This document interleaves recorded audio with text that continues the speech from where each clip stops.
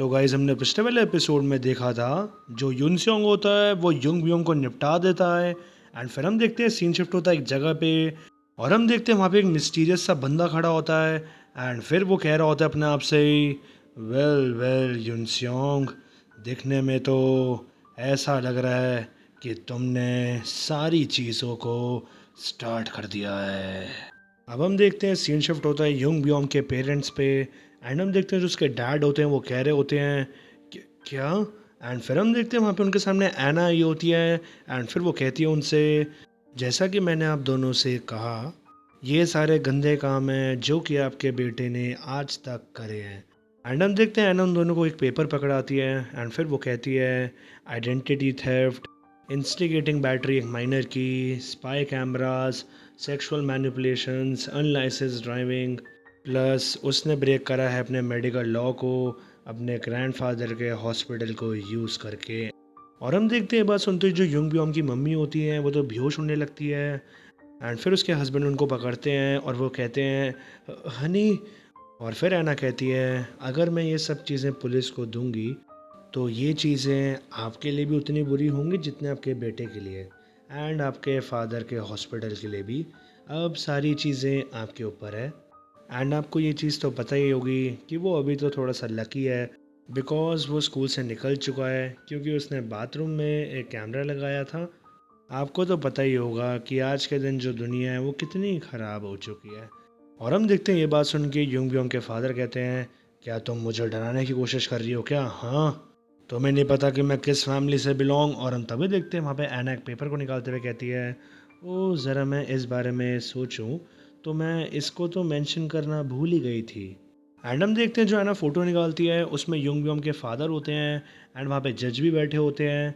और हम देखते हैं वो साथ में डिनर कर रहे होते हैं। एंड फिर इस चीज़ को दिखा के जो ऐना होती है वो कहती है, जब युंग ब्योंग को पकड़ा गया था जब वो ड्राइव कर रहा था बिना लाइसेंस के, तो आपका काफ़ी ज़्यादा अच्छा डिनर रहा होगा उसके बाद जज के साथ। आपको याद आया कुछ? देखने में ऐसा लग रहा है कि आप दोनों अभी भी फ्रेंड्स हो। ओ और हाँ, ये चीज़ भी, ये वो डिपॉजिट रिकॉर्ड है जो कि उस टाइम लिया गया था। और हम तभी देखते हैं वहाँ पे युंग ब्योंग के फादर कहते हैं, इनफ, बहुत हो गया, प्लीज़ इनफ, मैं समझ गया हूँ। क्या क्या तुम्हें क्या चाहिए? एंड फिर हम देखते हैं सीन शिफ्ट होता है युंग ब्योंग पे। और हम देखते हैं उसकी हालत तो अधमरे जैसी हो चुकी होती है और फिर वो वहाँ लेटा हुआ होता है। एंड हम देखते हैं वहाँ डॉक्टर ने कहा होता है उसके पेरेंट्स से, मैं आपको बताते हुए काफ़ी सॉरी हूँ बट आपके जो बेटा है उसकी स्पाइन काफ़ी ज़्यादा डैमेज हुई है। उसकी सेंट्रल नर्व से लेके जो कि उसकी अपर लेफ्ट बॉडी में है, वहाँ से उसकी लेग्स तक जितने भी नर्व्स हैं वो काफ़ी ज़्यादा बुरी तरीके से डैमेज हुई है। ये एक बहुत ही ज़्यादा टेरिबल एक्सीडेंट था एंड ये काफ़ी ज़्यादा लकी है कि ये सरवाइव कर रहा है इसके बाद। बोलते हुए काफ़ी बुरा लग रहा है बट लगता नहीं कि अब एक नॉर्मल लाइफ आगे जी पाएगा। एंड फिर हम देखते हैं युंग में सारी बातें सोचता है पास की थोड़ी देर पहले की। एंड फिर वो ऊपर देख रहा होता है एंड वो अपने मन में सोच रहा होता है, मेरा पैर ये काम नहीं आएगा, मैं आज के बाद कभी चल नहीं पाऊँगा। और हम देखते हैं वहाँ उसके पेरेंट्स अंदर एंटर कर रहे होते हैं और तभी युंग ब्योंग रोते हुए कह रहा होता है, बाहर निकल जाओ, मैंने कहा यहाँ से बाहर निकल जाओ, मैं अकेला रहना चाहता हूँ। एंड फिर हम देखते हैं वहाँ पे खींच के हाथ मारता है और फिर वो वहाँ पे चीज़ें गिरा भी देता है। और फिर वो कहता है, अभी के अभी। और हम तभी देखते हैं वहाँ पे युंग ब्योंग के फादर के साथ दो जने और आए होते हैं। एंड फिर वहाँ पे उनमें से एक बंदा कहता है, मिस्टर युंग ब्योंग जो, क्यों ना हमारे साथ चलिए। एंड फिर हम देखते हैं वो दोनों जने उसको लेके जा रहे होते हैं। एंड फिर वहाँ युंग ब्योंग कह रहा होता है, "हाँ, क्यों क्यों क्यों बताओ?" और फिर एक बंदा कहता है उनमें से, आप इतना स्ट्रगल मत करिए, क्या आप चाहते हैं कि हम आपको थोड़ा सा भी हर्ट करें, मुझे बताओ। और फिर वहाँ युंग ब्योंग चीख कर कह रहा होता है, होल्ड ऑन, रुक जाओ, मुझे जान दे, तुम हो कौन, तुम सारे, मॉम डैड, यहाँ पे ये सब क्या चल रहा है, मेरे को छोड़ो, मॉम मेरे को देखो लेके जा रहे हैं ये। और फिर हम देखते हैं वहाँ पे युंग ब्योंग के पेरेंट्स कुछ रिएक्ट नहीं कर रहे होते।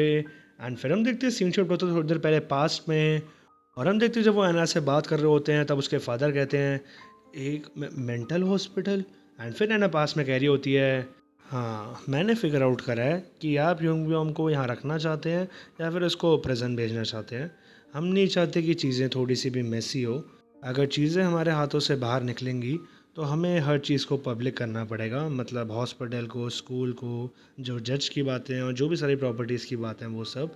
एंड ये काफ़ी ज़्यादा काम है, तो ठीक है, सी यू। एंड हाँ, यहाँ पे ये कंसेंट फॉर्म है। एंड फिर वहाँ पे उनको एक फॉर्म देते हैं और वो कहती है, ओ हाँ, एक और चीज़, आपको ये चीज़ पता होनी चाहिए, अकॉर्डिंग टू द कॉन्ट्रैक्ट, अगर इवन फैमिली भी रिक्वेस्ट करती है उसको बाहर निकालने से मेंटल हॉस्पिटल से, तो वो ऐसे डिस्चार्ज नहीं हो पाएगा जब तक जो प्राइमरी सिग्नेटरी है वो उसे एग्री ना करे। एंड फिर वो उसके फादर कहते हैं, प्राइमरी सिग्नेटरी? एंड फिर एना कहती है, यस। अगर वहाँ पे वो एग्री नहीं करेंगे तब तक युंग ब्योंग को डिस्चार्ज नहीं करा जा सकता। अब चॉइस यहाँ पे आपकी है, अगर आप चाहते हैं अपने बेटे को प्रेजेंट भेजना तो हम वहाँ भी भेज सकते हैं, या फिर आप चाहते हैं कि उसको प्रॉपर ट्रीटमेंट मिले विद प्रॉपर फैसिलिटीज़, वो भी आपके हाथ में है। इन दोनों में से आपको एक ऑप्शन चूज़ करना है। एंड फिर हम देखते हैं सीन शिफ्ट होता है यून सियोंग पे, और वो वहाँ पे एक टेरेस पे खड़ा होता है। एंड फिर वो अपने फ़ोन की तरफ देखता है वहाँ पे, और फिर वह एना ने उसको मैसेज किया होता है, सारी की सारी चीज़ें एग्री हो चुकी है। मैंने युंग ब्योंग के पेरेंट्स को बोल दिया है कि अगर वो कोई भी रूल को ब्रेक करते हैं तो फिर उनकी सारी चीज़ों को पब्लिक कर दिया जाएगा। तो उनको इतनी कन्विंसिंग नीडेड थी। और फिर हम देखते हैं यूनसंग इस मैसेज को पढ़ता है। एंड फिर वो अपने मन में सोचता है, युंग ब्योंग के पेरेंट्स का भी ध्यान रख लिया गया है। एंड फिर हम देखते हैं जो भी सारी अभी तक घटना हुई होती है यूंग ब्योंग के साथ, यूनसंग उन सारी बातों को अपने मन में सोच रहा होता है। एंड फिर हम देखते हैं सीन शिफ्ट होता है कुछ देर बाद पे, और फिर वहाँ पे यूनसंग अपना हेलमेट पहन रहा होता है। एंड फिर वो अपने मन में सोच रहा होता है, वेल देन अब चलते हैं नेक्स्ट बंदे पे। और फिर हम देखते हैं सीन शिफ्ट होता है एक जगह पे, और हम देखते हैं वहाँ पे कैमरा लगा होता है, वो एक बहुत ही बड़ा स्टूडियो होता है। और फिर हम देखते हैं वहाँ पे एक बंदे को, और वो कह रहा होता है, हेलो एवरीवन, यहाँ पे जो भी सेलिब्रिटी लाइफ पे हैं, आप सबसे मिलके काफ़ी ज़्यादा खुशी हुई। और हम देखते हैं वहाँ पे सेलिब्रिटी बंदे की बात सुन के जो वहाँ इंटरव्यूअर होता है वो कहता है, हाँ हाँ, मैं भी आपसे काफ़ी टाइम से मिलना चाहता था। आज की ये न्यू हॉट चीज़, टुडेज आइकन, हम यहाँ पर हैं एक्टर जुन यो कैंग के साथ। और हम देखते हैं वहाँ पे वो बंदा होता है बड़ा स्मार्ट सा। एंड फिर वो होता है जुन यो कैंग। एंड फिर वो कह रहा होता है, हाँ हाँ, थैंक यू, क्या मैं थोड़ा सा रिएक्शन ले सकता हूँ स्टाफ के द्वारा भी? एंड फिर हम देखते हैं वहाँ पे सारी लड़कियाँ शर्मा रही होती है। एंड फिर जो यूनसोंग होता है वो उस बंदे के बारे में बताते हुए अपने मन में सोच रहा होता है एक जगह पे, जुन यो कैंग, इसके पास है गुड लुक्स और एक बहुत ही शातिर दिमाग का है। ये एक नया एक्टर है, राइज टू द स्टारडम। कुछ पुरानी विस्पर्स हैं इसके पास के बारे में कि एक वुमेन ने इसके ऊपर एलिगेशंस लगाई है, बट इसकी एक्टिंग स्किल्स को यूज़ करके, जो कि इसने बहुत ही एक यंग एज में पाई है, इसने अपना बहुत ही स्ट्रॉन्ग फ़ैन बेस बना लिया, जिससे इसने अपने आप को उस प्रॉब्लम से बाहर बहुत ही आराम से निकाल लिया। एंड फिर हम देखते हैं वहाँ पे जो इंटरव्यूअर होता है उसके हाथ में एक पर्ची होती है। एंड फिर वो उसको देख के कहता है, ये थोड़ा सा शायद से सेंसिटिव क्वेश्चन होने वाला है। जुन्योक, आपकी लाइफ मतलब कैसी थी जब आप स्कूल में थे? एंड फिर जुन्योक इस बात को सुन के काफ़ी सीरियस हो जाता है, और वो कहता है, स्कूल में, वेल तुम्हारी कैसे थी तुम बताओ, हाँ? एंड फिर इंटरव्यूअर कहता है, सॉरी। और फिर वहाँ जुन्योक कहता है, तुम इस बिज़नेस में काफ़ी ज़्यादा टाइम से हो, जब तुम जवान थे, हाँ? एंड तुम एक आइडियल भी हो सबके लिए। एंड फिर इंटरव्यूअर कहता है, हाँ हाँ, ये ट्रू है। और तभी वह जुन्योक कहता है, तो तुम भी मेरे क्वेश्चन का आंसर करो, बोलो। और फिर इंटरव्यूअर कहता है, वेल नथिंग एक्स्ट्रा ऑर्डिनरी, कुछ ऐसा तो नहीं था। एंड फिर हम देखते हैं वहाँ तो लड़कियाँ खड़ी होती है जो कि वहाँ काम करती होती हैं। फिर उनमें से वो अपनी एक दोस्त को कहती है, वॉट द, यहाँ पे सब क्या चल रहा है, ये एकदम से इतना गुस्से में क्यों आ गया है? एंड फिर उसकी दोस्त कहती है, मुझे नहीं पता, कुछ तो बात होगी, पता नहीं इससे क्या हुआ है। और फिर हम तभी देखते हैं उन दोनों की बातें वहाँ जुन्योक सुन लेता है, और वो एकदम से कहता है, कुछ तो बात होगी, कोई भी ऐसी बात नहीं है, मैंने कुछ भी गलत नहीं करा है, मेरे स्कूल में ऐसे कोई भी प्रॉब्लम नहीं थी, तुम्हें समझ आई? मैनेजर, मैं इस टाइम पे इतना ज़्यादा इस चीज़ से परेशान हो गया हूँ, तुमने मुझे इस इंटरव्यू के लिए यहाँ पे बुलाया था, बोलो। एंड फिर हम देखते हैं वहाँ एक बंदा चलते हुए अंदर आ रहा होता है। एंड फिर हम देखते हैं वो और कोई नहीं, यून सियोंग ही होता है जिसने हेलमेट पहना होता है। और फिर वो आते हुए अपने मन में सोच रहा होता है, तुम्हारी सेलिब्रिटी लाइफ कैसी तुम्हें ट्रीट कर रही है मेरे दोस्त, तुम्हें ऐसे गुस्से में लाना थोड़ा सा तो मेरे लिए एक टास्क था, तुम्हारे अंदर थोड़ी तो हिम्मत होनी चाहिए अगर तुम्हें एक सेलिब्रिटी बनना है इतनी जल्दी, तुमने क्यों मुझे पहले इतना बुली करा था बताओ? वेल जैसे कि तुमने हमेशा से कहा है, जो पब्लिक है वो एक स्वाइन है, और फिर हम देखते हैं वहाँ पे यूनसोंग अंदर आ जाता है एंड फिर वहाँ पे एक बंदा ये चीज़ देख लेता है एंड फिर वो यूनसोंग को आके बोलता है, सॉरी सर बट आप इस वे नहीं आ सकते, हम इस टाइम शूट के मिडल में हैं, क्या आपको मेरी आवाज़ आ रही है? आप यहीं से सिर्फ पीछे मुड़ जाए। और हम तभी देखते हैं वहाँ पे यूनसोंग उसको एक एनवेलप देता है एंड फिर वो कहता है, डिलीवरी ये दे दो जिसको ये देना चाहिए। एंड फिर वो बंदा कहता है, हाँ ये क्या है? और फिर वह यूनसोंग रिप्लाई करता है, मुझे नहीं पता, मैं सिर्फ एक मैसेंजर हूँ। और फिर हम देखते हैं वहाँ यूनसोंग अपने मन में सोच रहा होता है, आई एम श्योर जुनयोक तुम्हें लगा होगा कि कोई भी जो बुरा काम है वो तुम्हारा किसी भी टाइम बाहर आ सकता है, हाँ। एंड ये भी कि तुम सबको ये बात बस कह सकते हो कि तुमने एक नॉर्मल स्टूडेंट की तरह अपनी लाइफ जी है एंड हर चीज़ को तुम डिनाई कर सकते हो। और फिर हम देखते हैं वहाँ जुन्यो काफ़ी गुस्से में बैठा होता है और वो कह रहा होता है, अब ये लास्ट टाइम है जो कि मैं कह रहा हूँ, मुझसे इसके बाद अब कोई भी ऐसे रिडिकुलस क्वेश्चंस मत पूछना, तो मैं समझ आई, मुझे अटैक फील होता है।